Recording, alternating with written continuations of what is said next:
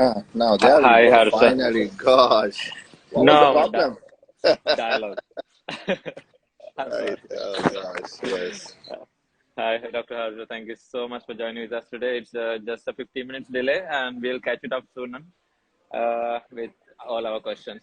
So today, welcome to the show with Real Talk with Nuzly. Today we are having Dr. Harsha De Silva. He is the Parliament Minister, and also he is the Chairman of Public Finance Committee for the Parliament.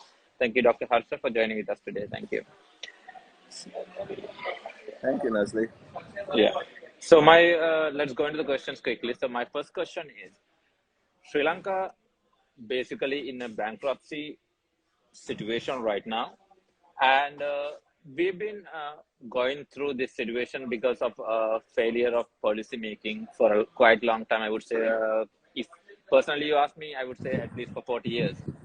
But this bankruptcy state, particularly this bankruptcy state, do you believe it was mainly done by Gotabaya Rajapaksa and his management, or it was supposed to be the old 74 or 40 years previously? Well, Nuzly, thank you first of all for having me on your show. Unfortunately, we seem to have had some technical difficulties. I'm near Parliament, not inside, but I'm at where this is. Yeah. There's a water's edge. At the water's edge. So sitting here on the balcony, watching people row and kids play. It doesn't look like it's a bankrupt country from this vantage point. At least that's good, Swings, kids on the swings, people having tea. But that's not the reality, right? The reality is quite different. So the question is, was former President Rajapaksa completely culpable, or was it something that was coming for a long period of time? This was coming for a long period of time, and our problems go back at least to, if I were to make an assessment, a non-partisan, 94, 95. You see, after the first wave of reforms in 77, we started to integrate ourselves with the world. And, industries grew, factories started, BOI zones began, and there was development in the port, exports were coming in. Then, of course, things kind of took a dip after the 83 riots. People left. Just to give you context, in 82, the two largest electronics companies in the world at the time, or the largest, Motorola, probably long before your time, and before the time of lots of your Insta followers.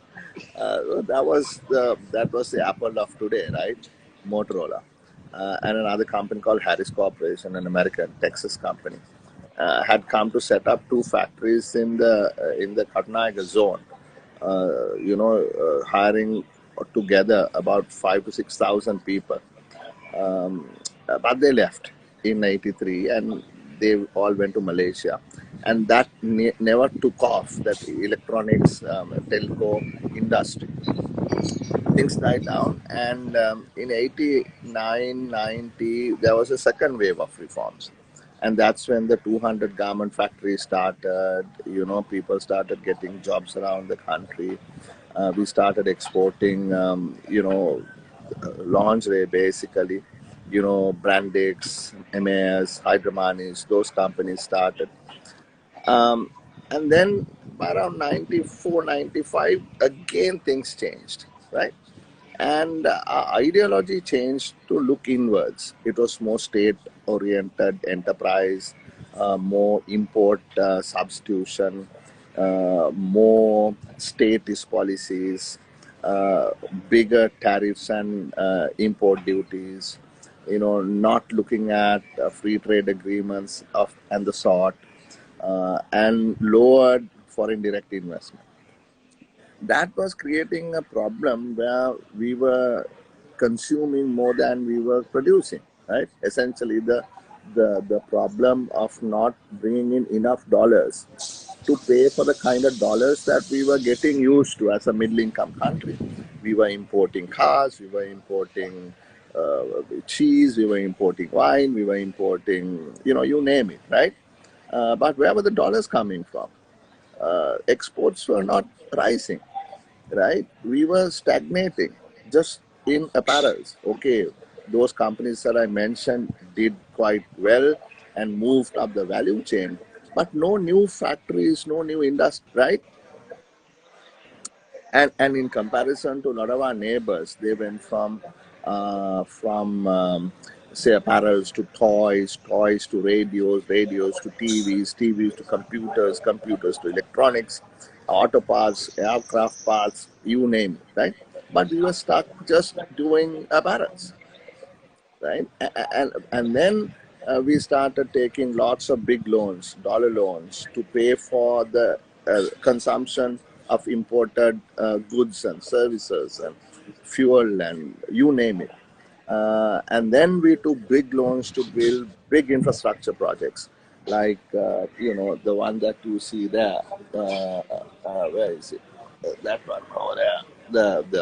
The Lotus Tower, and airports without planes, and you name it, right? Massive conference halls, stadiums, which was not bringing in any dollars, right? But those loans had to be serviced, and we were running into difficulty because imports were going up, loans that were taken to pay for imports and infrastructure were going up.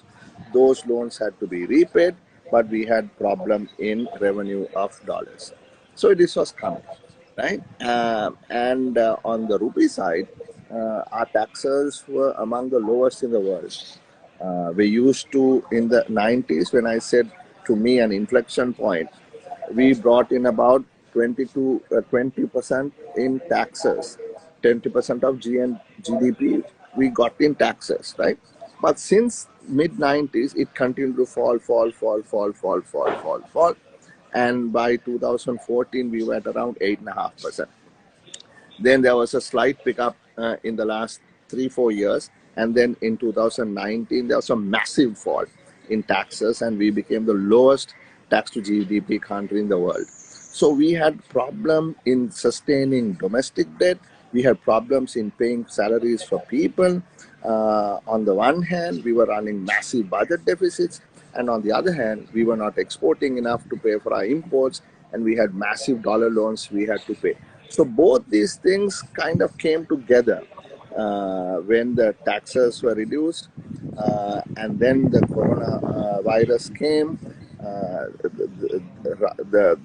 The steps that needed to have been taken to fix the problem were not taken. Then instead of importing fertilizer to make sure there was agriculture, they said, look, we are going to ban fertilizer. That dealt a death blow to the agriculture sector. Suddenly people didn't have food to eat, and all hell broke loose. We were warned over and over, look, our credit ratings were going down. Please do something about this. Please do something about it. People like myself, shouted till we were hoarse. Look, go to the IMF in 2020, resolve this. But people said, no, no, we have a homegrown solution, and everything fell apart. And on the 12th of April, we just said we are bankrupt. So there is a history to this, right? So the trigger really was the 2019 tax cuts, but things were not good even before that. Thank you for that, Dr. Harsha. So you are the chairman of Public Finance Committee, and can you explain us what is exactly the role of Public Finance Committee, and how it helps country's economy? And also, one more question: do you going to inquire the people who are responsible for this bankruptcy, like the central bank, previous central bank governor, and any other officials? Well, the public finance is the one that is tasked with the responsibility of the checks and balances under the Constitution, Article 148, where Parliament has full control over finance. Now, think about what I'm saying. Parliament is a legislature, not the executive. The decisions are made by the executive, which is the president and the cabinet. Now, they cannot pass legislation, they cannot increase taxes, they cannot, say we are going to spend so much on education, defense, etc., unless they get passed in the legislature. That is why there's a budget, that is why there's a vote, that is why they have to get a parliamentary majority. And then you say, the budget got passed, these are the tax increases, these are the expenditure, blah, blah, blah. Okay? Now, the Public Finance Committee was set up maybe about 10 years ago, and the job, the responsibility of the Public Finance Committee is to ensure that taxes or revenue side of the government is working well, the expenditure is going according to plan, debt is sustainable, etc. Right? And so it's a huge responsibility. And to have the check and balance, the standing orders of Parliament, that is the rules by which Parliament is run, say that the chairman of this committee should be a member of the opposition, right?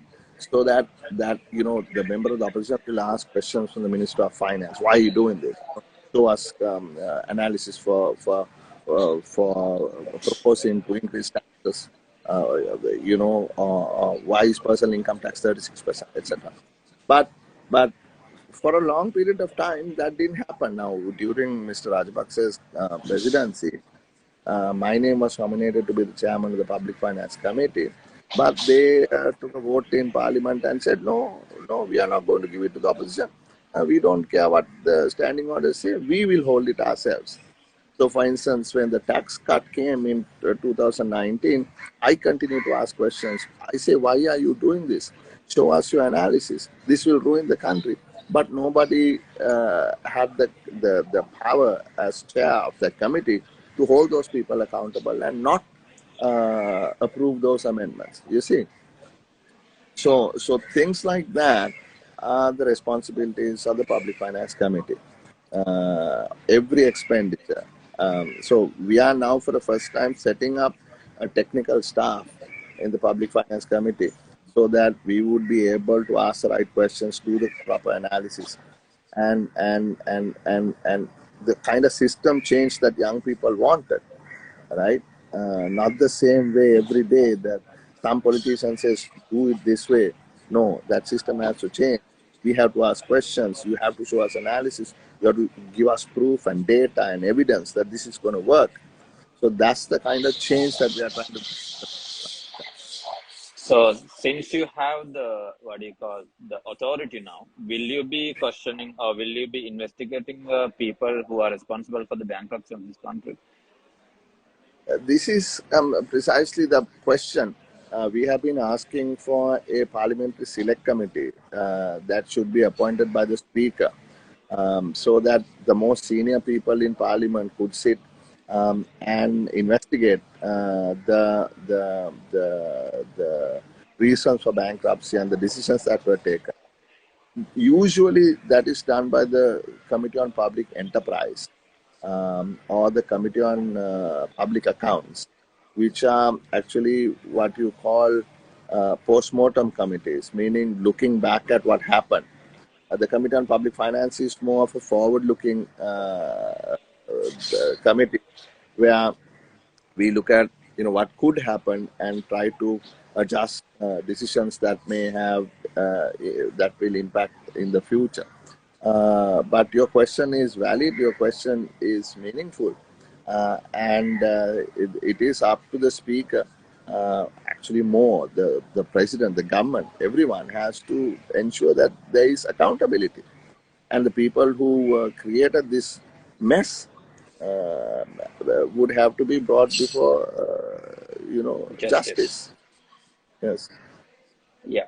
Thank you. Now, I'll So, tell you one. So I'll tell you one thing. I mean, recently there was a request by the Minister of Energy that there was a coal tender that was allegedly, not done according to the procedures. And because Cope and Copa were not appointed at the time, I took it upon myself to do the investigation. I got the Auditor General to do the investigation. The Auditor General said it was in violation of procurement guidelines, and the committee recommended that those people who sat in the tender committees should not be allowed to sit in any tender committee for a period of 12 months. I don't know whether they are trying to overrule that, but that was a decision that we took.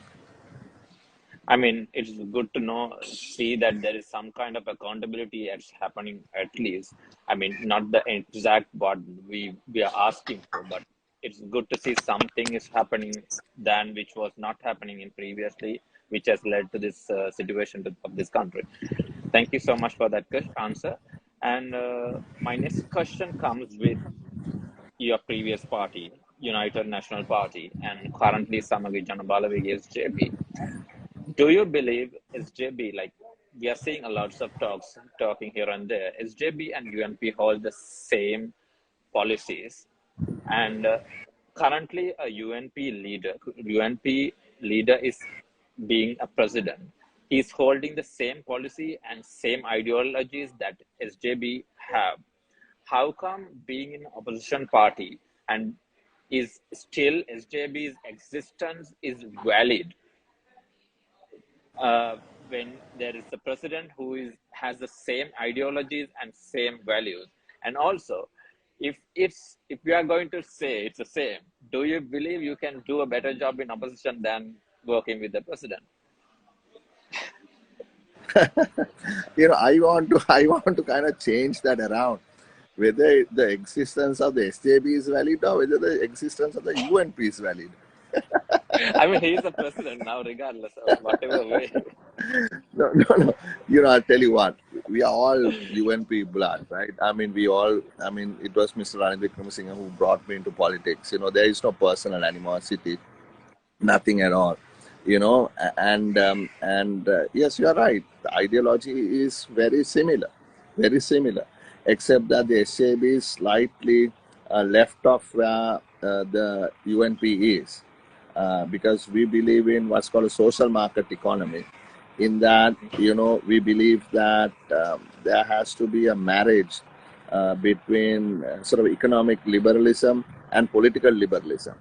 When I say economic liberalism, what I mean is the need for markets to work, competitive marketplace. That there is economic freedom for the individual. When I say political liberalism, I mean social justice, right? Everybody should have equal opportunity. So there is a certain level of intervention in order to ensure that the poor and the vulnerable are taken care of, and that market failures are addressed. So that is the sort of the big difference between what the UP has been for a long period of time and the SJB. Even though it may sound slight, given the context of today where we are, with a minimum of 27% of the people in poverty, anywhere between 27 to 40% of the people in poverty, which has never happened before in this country ever, right? There has to be a focus to look at the underprivileged, look at those people who are going to get hammered because of the crisis. So that's the sort of the ideological difference. Other than that, on the ethnic issue, on the language issue, on the need to integrate with the world, all of that, we believe we are on the same sort of thinking. Now, when we broke away from the UNP, and we did that not for anything but because there was no internal democracy in the party, right? There was a challenge, right? Where will the UNPers go? Will they go with Ranil Wickremesinghe's UNP, or will they go with Sajid Premadasa's UNP, which is now called the SJB? And we saw, by and large, the absolute majority went with the SJB, right? first time it ran, we got 50 odd seats, and the UNP got zero, right? And one nationalist seat on which Mr. Ranil Wickremesinghe came in. Now, in an ideal world, we should work with Ranil Wickremesinghe, right? Because, like you said, he is the president. He can be the president till 2024, and he has the ability to dissolve parliament, where he is working with a group that has a completely different ideology, and let people decide, give people a mandate to decide who should be in office. And in our view, we should be able to demonstrate to this country that we, as the government in waiting, we as the main opposition, would be able to form a government, and that government could certainly work with President Wickremesinghe. There is no issue, right? So we'll see. We'll see, right? There is no there is no acrimony. There is no personal agenda. There is nothing.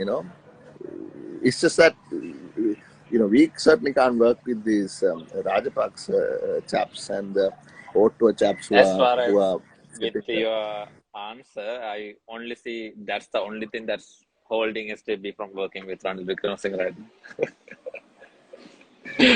What is holding us? The Rajapaksa, the Pohottu thing, that's the only thing Precisely, that's. precisely. That's you are exactly right, Nuzly. You're 100% right. Yeah. Thank you so much. Hopefully, we'll get So, the opportunity by March. yeah, when after February 20th, he can dissolve the parliament. So, let's see how it's going. That's right. That's right. Yeah. So, my next question is according to the research done by Verite, government approval rate has gone from 3% in June to 10% last month. And inflation also has reduced. Do you see, or are we in the path of recovery? And how do you rate Mr. Wickremesinghe's 100-day at office? Well, I mean, certainly you have to give the devil his due. I mean, yes, there is petrol, there is gas, and that is true. I can't deny facts.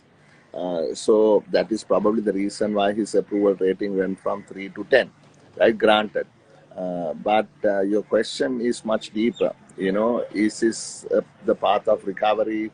Are we now back on track? Is everything okay? The answer to that question is absolutely not. The only reason why we are able to do this is because we are not paying our loans. So we are not paying our loans, and I told you at the very beginning, the problem is about lack of dollars, and that and not paying those loans means we have a little bit extra that we can use to pay for petrol and things like that, right? So that is what it is. But in order to resolve this problem, we need to first get this IMF agreement done. In order to do that, we have to get the debt restructuring approved.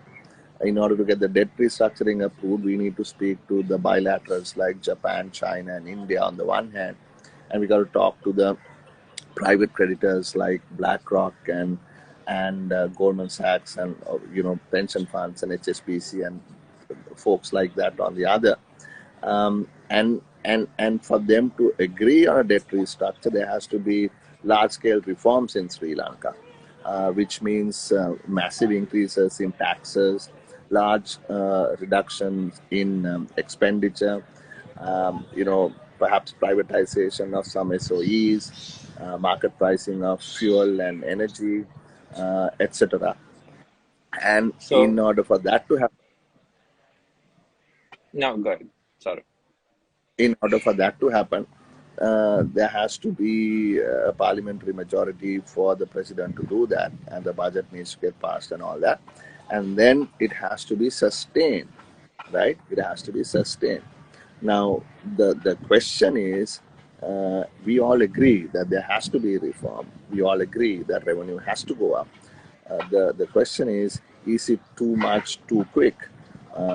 Can the people, given the new reality of massive poverty, be able to sort of digest these types of reforms. So that is the process. So first the reforms, then the approval of the IMF, then together the debt restructure, and there again, whether only the foreign debt needs to be restructured or whether there needs to be domestic debt restructure, all that. And then with the stamp of approval of the IMF, greater confidence can come through. When greater confidence comes through, we will be able to go back to the international financial markets, and our credit ratings will go up, and then we can slowly get to a path of recovery. But that's a fairly long way off. A long period. Very long way. Yeah. So before coming into IMF, I would like to talk about the tax reforms that recently got passed, where 2.5% of social security bill and 8% of that become 15%. And there was increment in income tax as well for 36%. So do you think, I mean, yes, tax should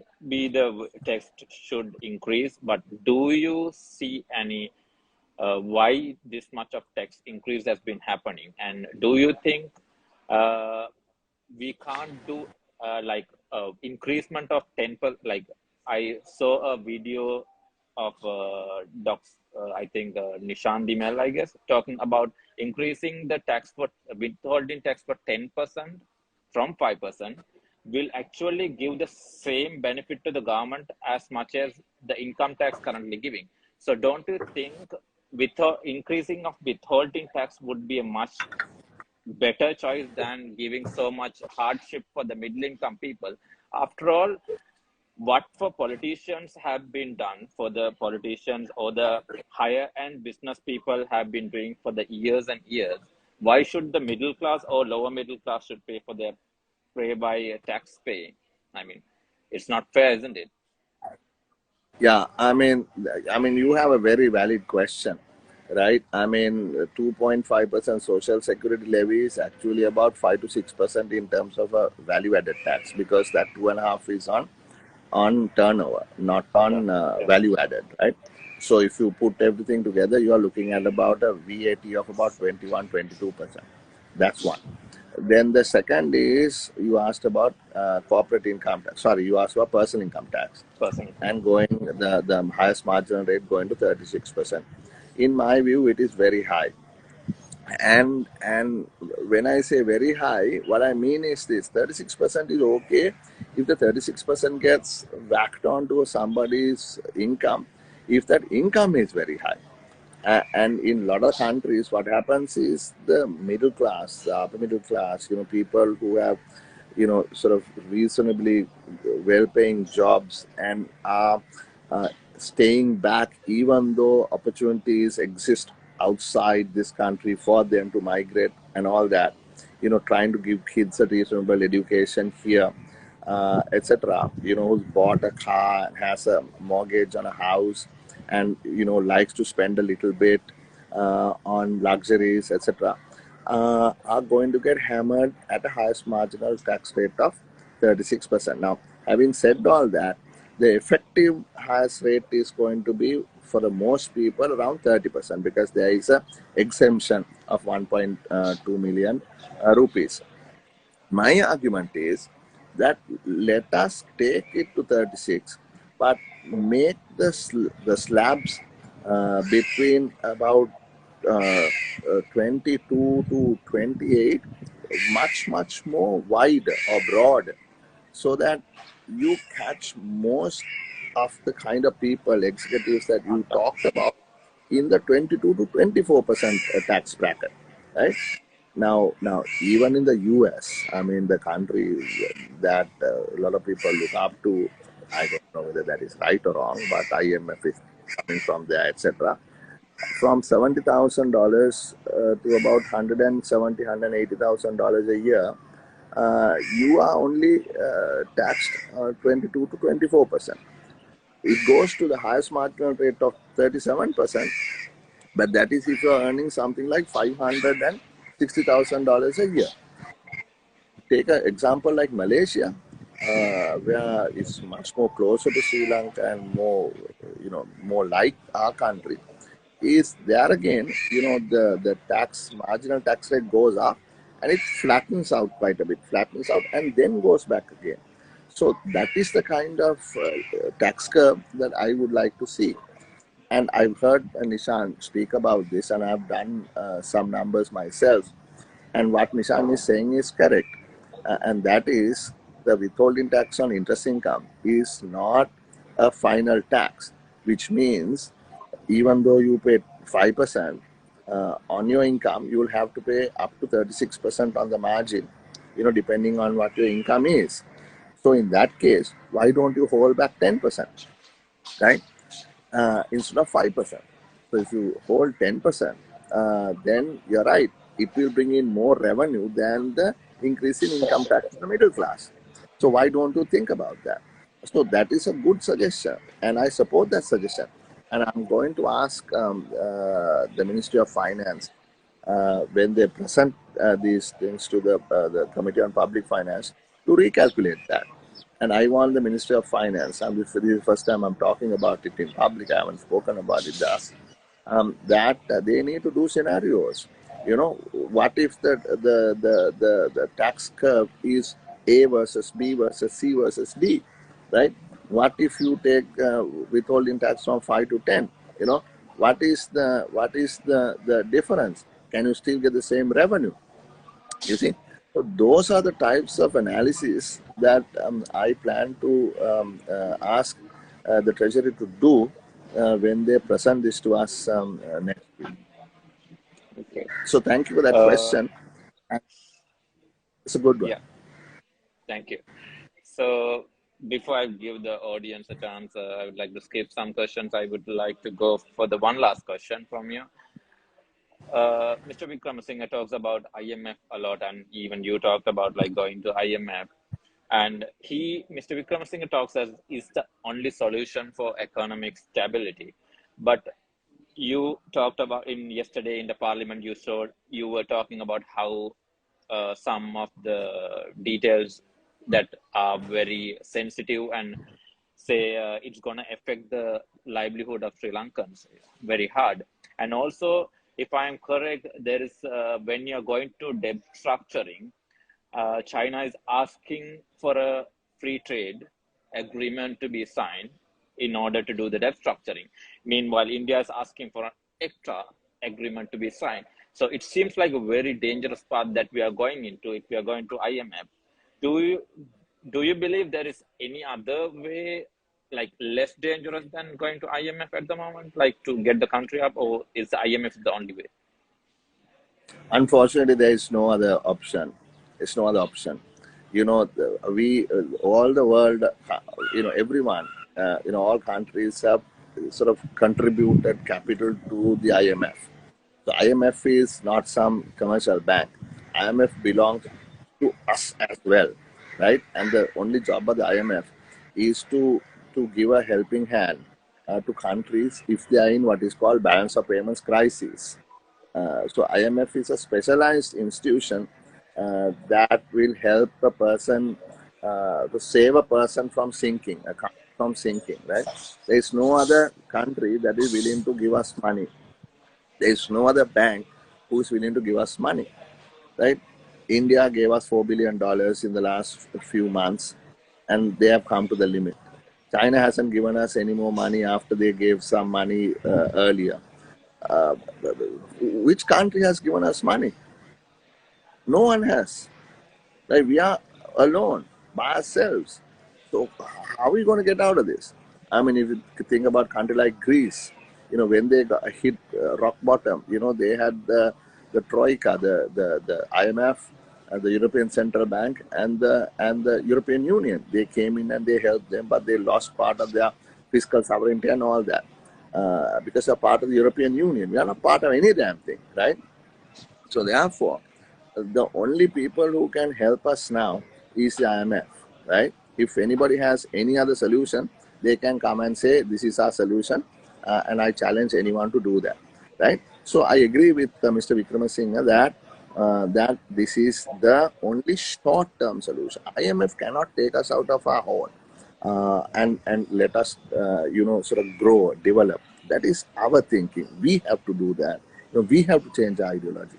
IMF is only a little bridge to cross this cliff that we have come, right? And in my view, we have to completely think about integrating with the world. The ideology of the Pohoto is absolutely 100% wrong in my view, right? And we have to become a country that is vibrant, dynamic, imports, exports, services, manufacturing, part of what are called global production networks, component manufacturing, immigration, emigration, a free society that brings in foreign direct investment, open factories, move from apparels to technology to knowledge-driven services and manufacturing. Move away from simple products like shirts and trousers to more complex products like electronics and other things. I have a vision for a country like that, and where other people in the world consume what we produce rather than the other way around, that we are consuming what other people produce. So that is the vision I have. That is the hope I want to give to young people, because that is the only Sri Lanka that I see that can not only survive but prosper. Yeah, that's a good one. But won't this FT that China talking or ECTA that India talking will damage the vision that you're talking about? No, I mean, it's like this. FTAs must be signed as long as they bring value to us. So if you're signing an FTA with a country on a symmetric basis, a country like China or India, that will be totally detrimental to us. If we are able to sign an agreement on an asymmetric basis, perhaps there can be some value to us. What I mean is, if we say, let's say what I call HS goods, right? Those are the different types of goods that you import and export. And let's say we ask China to open uh, uh, 5,000 HS codes, right? Free to China. And if China says, you also open 5,000 HS codes free from China to Sri Lanka, we will lose, right? But if China is willing to tell us, we will open 5,000 HS codes, you open 5 HS codes or 10 HS codes or 50 HS codes, then there can be benefit. So it has to be an asymmetric trade agreement. Okay. And in India's case, that is what we currently have, right? Even though it has been bashed around a lot, we have an asymmetric agreement that can be improved upon quite a bit, right? But in my view, we should look at getting into free trade agreements more with countries like what we tried to do earlier with Singapore, which they Porto fellows bashed up and cancelled, or with the European Union, or with the US or the UK, where we have less complementarity, right? Or more complementarity rather. Less of the same thing that we produce. They produce something else, we produce something else. So there is the scope to More benefit, like a exchange basis, rather. more like an exchange. That's right. That's right. So thank you so much. Last 8 minutes we have. Do you guys have any questions? You guys can send it to Dr. Harsha.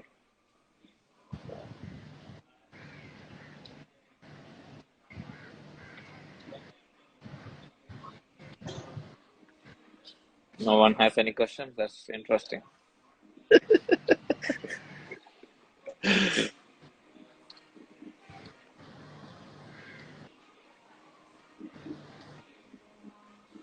Anyways, until someone send your question, I will ask another question from Dr. Harsha.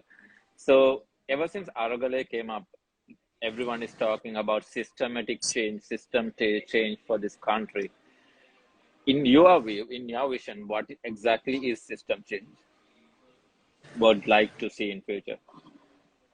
I mean, I like to see the way in which common sense is applied in in taking decisions to start with. You see, believe in data, evidence, analysis, a scientific way of taking decisions, right? That system has to change. Without running after myth and you see, just because somebody saw something in their dream or something like that, or some political ideology that has no relevance to today's society, right? Be technically sound in decision making, right? If you make those kinds of systematic changes, I think a lot of things will fall into place. Whether it is why are we bankrupt, because we went on the completely wrong economic path. Now, how did that happen? It didn't happen because Sri Lanka doesn't have smart people. Sri Lanka has enough smart people, right? But were they listened to, right? No, they were not listened to, because somebody said, I know exactly what needs to be done, so therefore I will do it. My family knows exactly what to be done, what is to be done, and therefore we shall do it. That is what is wrong, right? If you take a country like Singapore, New Zealand, or anywhere, people who are decision makers are people who have some intellectual capacity, who have some experience, and who's proven themselves in life before politics. You see, and these decisions that are made at the highest levels of government must be made based on analysis. So, in my view, whether it is the banning of agriculture inputs, fertilizer, whether it is something else, uh, the way in which we make decisions must be technically sound. So, I think whether it is in governance, whether it is, for instance, you're a Muslim person, Nuzly. I mean, the decision on the Muslim burial, right? On what basis was that decision taken, right? When it was the only country in the world except one other that said, look, we won't let you do this. And when Mr. Sajid Premadas and I and a few others stood in front of the Boralla cemetery holding placards saying, look, don't do this, right? A lot of people thought we were nuts. Why would you do this? You're politicians. You're not supposed to lose your single vote. That is the absolute nonsense that people believe in, and yet for so long this continued to happen. Now, that decision, was it a scientific decision?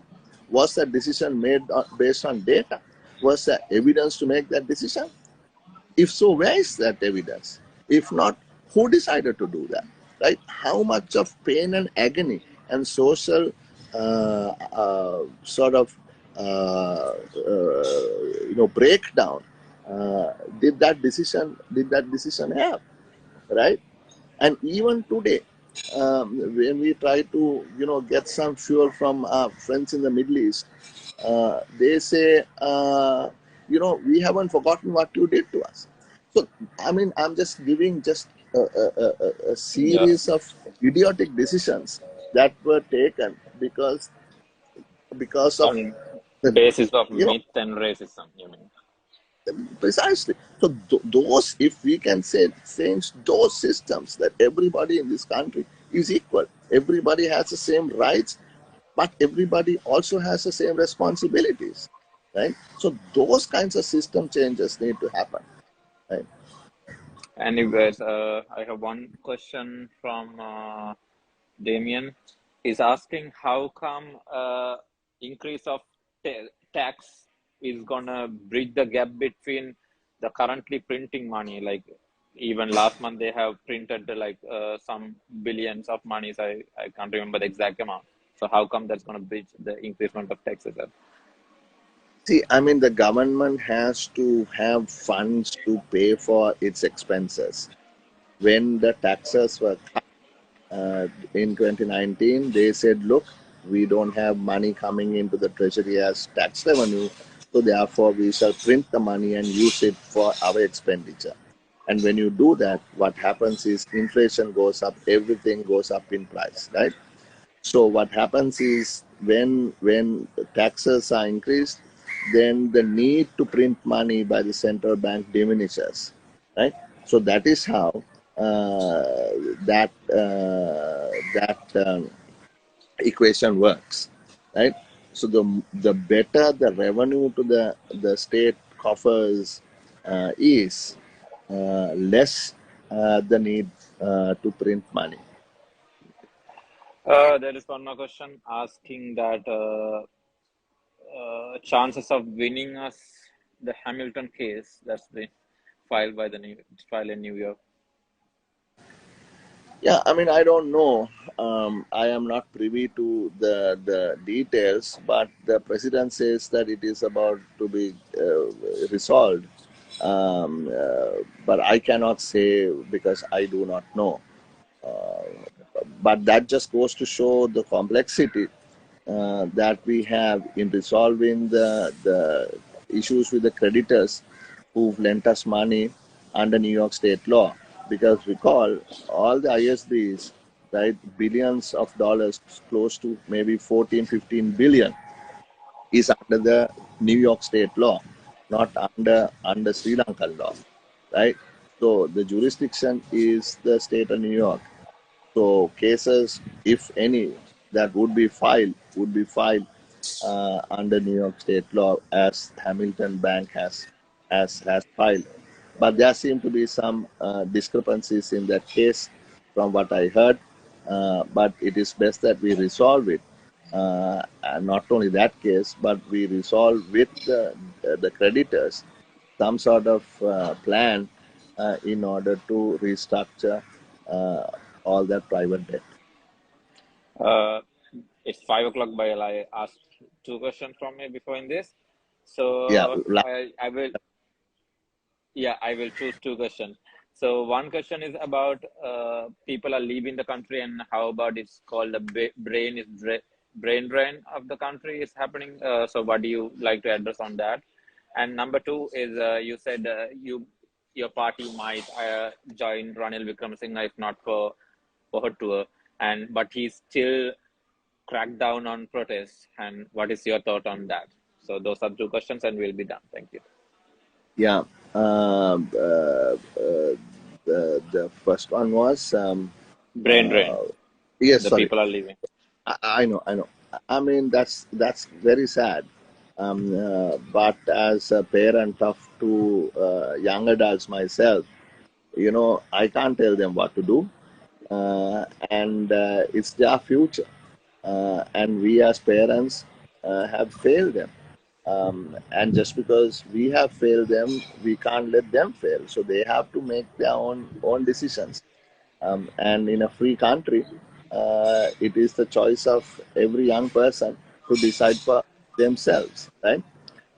Even though we would rather have them here, we cannot force anyone to stay back. The only thing we can do is to give the young people hope, and that hope of a better Sri Lanka, hope that Sri Lanka would be back on its feet sooner than later, hope that this country will be governed by people who don't just fall for myth, but take decisions on a scientific basis. Hope that politicians will not play the race card to get cheap votes, but rather think about every person's responsibility in this country. That is the kind of hope that we can give to the young people, that Sri Lanka will be a economy where people can come in, go out, do as they please, etc. Right? And the hope for young people to have a decent life here. In your 20s, find a girlfriend, boyfriend, whatever, get married, build a house, have a family, buy a car, you know, look after your, go on a holiday, come back here, have a good life, go out once in a way. Where colleagues that you may have had in school or in university who've migrated to Australia, New Zealand, Canada, America, wherever, Malaysia are enjoying, why should you not, right? We should have that same thing. So that is the country that people like myself want to build for Sri Lanka. We don't belong in to certain political ideologies of holding people down and do what I say. If not, I'll deal with you in the way that I know best. No, that's not right. So that is what I can tell the young people. And also, whatever brain power that gets drained, we'll come back. We will gain it at some point. And the best example is like NRIs of India. You know, Sri Lankan Americans are the fourth richest ethnic group in America right now. If you look at Australia, New Zealand, Dubai, Singapore, UK, Sri Lankan young people are doing extremely well, right? So at some point we have to open these doors and let them come in. I have a, I have a. We can talk about some other time about immigration and immigration. What I believe, how we should integrate and all that. So that's your first question. The answer to your second question, which was getting together, etc. The UNP. And the You crackdown. see, yes, is that look, Ranil Wickremesinghe has the power to call for a mandate, and we need a mandate. You cannot go on like this without a mandate. I understand he can't call for an election till year, but the moment Uh, he has that, February 20th, exact, precise, that I guess. that's correct. That's correct. So the 21st Amendment gives him the right to do that. So he should call for that mandate and give people the choice, because a lot of people have said, look, the finance minister was chased away, the prime minister had to resign, the president fled the country, and they said 225 go home. Not doesn't mean 225. Some of the 225 will be invited back by the people. Let them come back. Let new people come in. Let's create that system that people want, Now, the right? question was about The how come yeah, the crackdown? Yeah, yeah. actually. So that's what I'm saying. So when people are asking for that, if Ranil Wickremesinghe is cracking down on that, I am completely and absolutely opposed to that. That is not the Ranil Wickremesinghe that I know. He is a liberal man who always fought for justice and the right to speak your mind. Right? Suddenly, when you speak your mind, you have 5,000 policemen in gas masks staring at you, like what happened last week at Fort, or baton charge you, or the people who hammered the Aragalaya folk on the 9th of May, let loose like mad Dog. dogs from temple trees. Nothing has happened to them. But the people who are in the Aragalaya have been incarcerated and put in dark dungeons. So that is completely wrong. Using the PTA is completely wrong, and I'm appalled. I'm appalled that Ranil Wickremesinghe is doing this. All right. So why is he doing this? Is the next question. Who is he whose grips is he in? Right. Whose dirty job is he trying to do and deliver? Right. So those are questions for another time, but I'm completely opposed to what I he's mean, doing. He, at least until 20th of February, we know whose hands he is in. So let's see until after 20th of February what he's going to do. yeah, I let's mean, yeah. Thank you so much, Dr. Harsha, for joining us today. It was wonderful talking to you. Have a good day. I think you have an event right now, so have a good day. Thank you so much thank, for joining us. thank you so much for inviting me. I appreciate this very much. Thank you.